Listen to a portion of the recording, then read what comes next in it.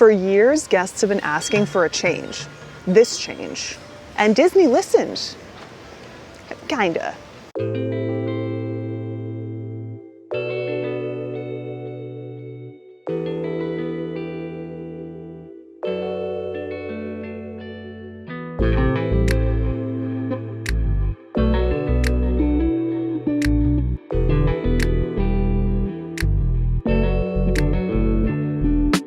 For years, one of the things that guests visiting the Epcot festivals have been, I don't know if I want to say complaining about, but definitely commenting on, is the hours of the food booths. I mean, the festivals here at Epcot are centered around food and drink.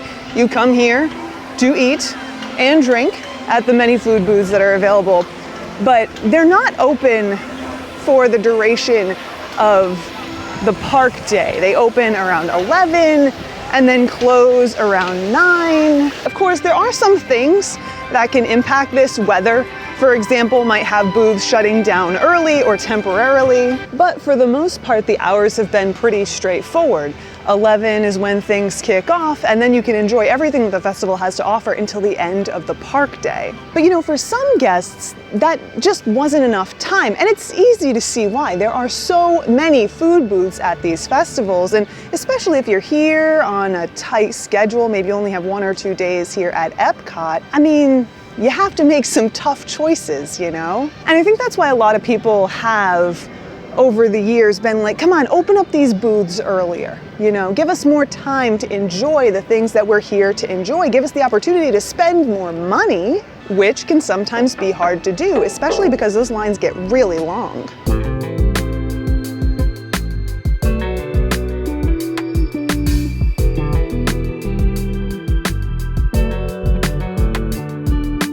And you know, it's almost like Disney, they got wind of this conversation happening amongst Disney fans, amongst festival fans, and they were like, okay, hours, food booths.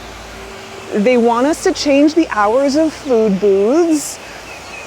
I've got just the thing. So this year at Flower and Garden 2026 is the first time that they seem to be doing this.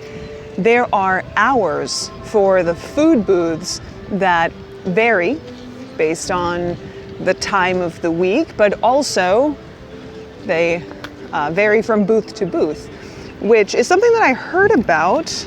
Not a ton of people were talking about it, but I heard something about it kind of floating around the internet, and I was like, we gotta go check that out. And yeah, it is a thing. Now, I had a few questions about this before I even came out here today, because I wanted to answer those questions for you, because I presume that you are wondering these things as well. Question number 1 is, are these hours posted? Yes, they are posted on every booth. Question number 2 is, are they available in the Festival Passport? And the answer for that is no. The Festival Passport looks just like it looks every other year. The hours are not printed here.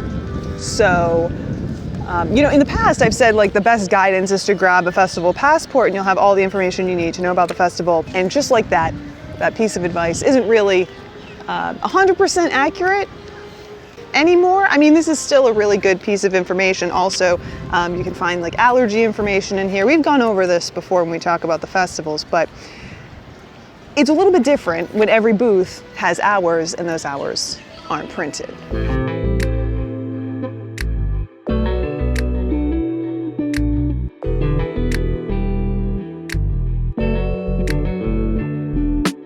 Okay, does the Citrus Blossom not have separate hours? They're not listed here. Okay, so it looks like they're not listed on this sign either. Is that because they're only listed on like the little ones? I don't see a little sign for this booth though. Oh, there it is. Yeah, there are the hours. Can you see them? Now, I'm sure that there are some of you out there who are like, Kat, what's the big deal? What does it matter that Disney has made this change? And you know, the fact of the matter is, how this impacts you is gonna vary based on person to person. For me, this change is representative of a few things. It's also a change that's just flat out annoying. Because I see how difficult these parks are. I experience it every time that I'm here. It's one of the reasons that I talk about visiting these parks with you. It's one of the reasons that we make these types of videos on the channel. We share information with you, and I try and give you guidance that has you not feeling as terrified as some other people might have you feel. You know, like, I'm not the type of person who's like, grab your spreadsheets. I actually advise against that because I just don't think it's as necessary as some people say it is, or try and make you feel that it is. But I can't get around a simple fact.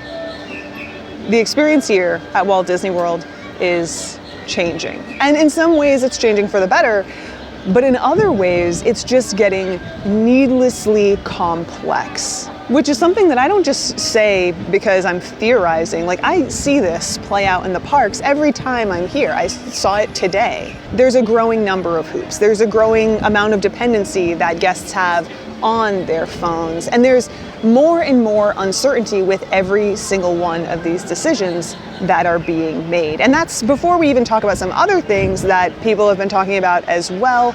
I've seen people talk about how like allergen information has been pretty sketchy here at the booths, which, I mean, I don't have any personal experience with that, but that shouldn't be a thing. Not in a place that has prided itself on being accommodating. So yeah, annoying is, I mean, at least for me, the best way to describe this change, not only from the perspective of a guest, you know, for someone who just wants to come here and enjoy the park without having to work out the hours within the park, but it's also annoying from the perspective of someone who's trying to guide other people, trying to help other people figure out how to do this thing, not because it's a change, but because it's an unnecessary one. And I know there's sure to be like this whole group of people who are gonna defend Disney to the ends of the earth here, talking about how like business this and business that. Absolutely, you know, businesses need to do what they need to do in order to maximize profits and do all that. No one's arguing that. I've actually been pretty loud on the fact that Disney is a business and they need to make decisions that they need to make in order to keep doing what they're doing. But I'm also not going to sit here and pretend that because Disney, this isn't a big deal. It's not going to impact guests, because it absolutely is.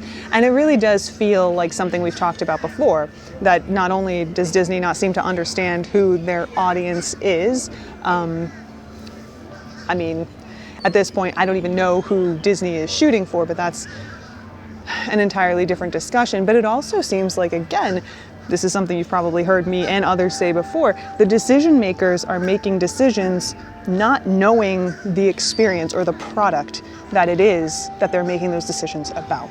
People somewhere else are making decisions on how things operate here, but they're not here in the parks experiencing it like a guest would.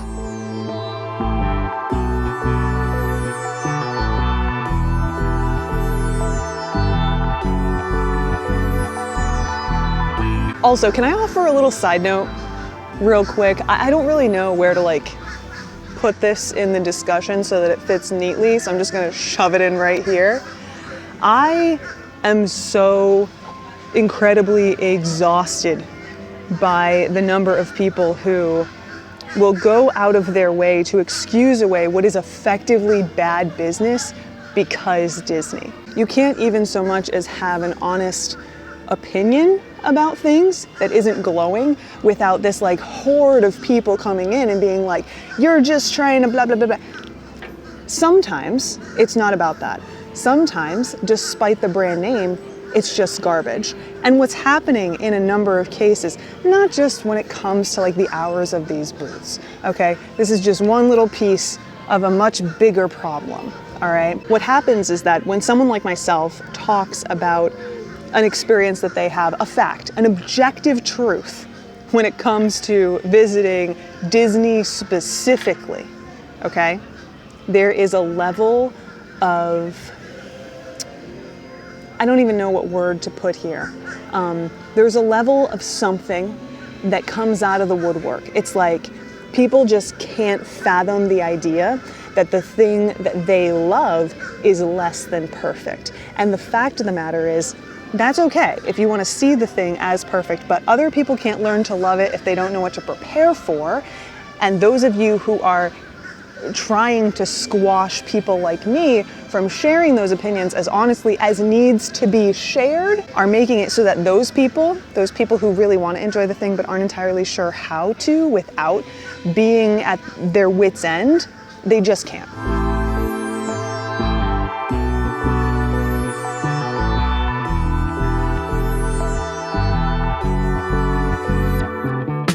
But okay, I said that there were some other things that this change kind of represented, some other things that I was thinking. So let's talk a little bit about that. So there are two other things that came to mind when I heard about this change, when I got wind of it. The first we kind of touched on earlier in this discussion, that being that it just feels like Disney is like, they're hearing guests but not listening. It's like selective hearing, you know? But the other thing that came to mind, which is something I'm kind of a stickler for, is if you can't do it, if you're not capable of doing it, then don't. I'm sure there are a number of corporate reasons for this change, you know, staffing, money, whatever the case may be. If you can't pull off having this many booths available, back off on some. Then you can't open all the booths. Maybe you go the route of hiring more cast members. Maybe you relocate some of the cast members that were displaced thanks to all the closures happening around Walt Disney World to be able to work these booths. Oh, it's not their job description or whatever. Retrain them. I'm confident that the cast members could make it work, but it's not really a matter of their skill set and capabilities. It's a matter of willingness. And that's frustrating, especially for a company that is talking about how good things have been going money-wise. I mean, profits are up, so where's the disconnect here? You know, I don't really have an answer for that one, but it's the thought that's been bouncing around my head nonetheless.